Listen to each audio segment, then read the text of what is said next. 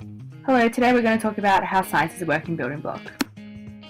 And the topic today is malaria. Okay, so about 2,000 years ago, a Chinese plant was discovered to have anti-fever properties. In Chinese mythology, it was thought that 3 demons caused people to have the symptoms of malaria, and ancient Greeks believed that people who lived in areas with bad air had the symptoms of malaria. In the mid-1600s, the first drug which was used to treat malaria in Europe was quinine, which was obtained from bark. The Greeks and Romans built drains to remove stagnant water, which therefore decreased the number of cases for fevers. And another idea at the time was that those who ingested the swamp water or were bitten by insects contained in there had symptoms of malaria. Understanding what microorganism has made malaria occur was discovered in 1880 by Laveran, who was looking at the blood of malaria patients and discovered the pathogen which caused malaria was classified as a protozoan and was referred to as Plasmodium. This idea was later on furthered within history. In 1885, Golgi discovered that there were at least 3 forms of malaria, and in 1886 he noticed that each one of these differing forms produced different amounts of new parasites.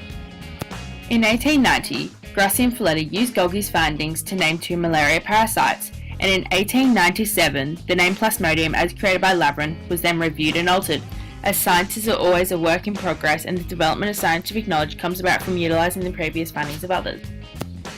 The cause of malaria comes about from utilising others' findings, as seen through Ronald Ross's discovery that malaria is transmitted through a particular mosquito. Grassi and Bastianelli then showed that malaria was transmitted in birds the same way as in humans.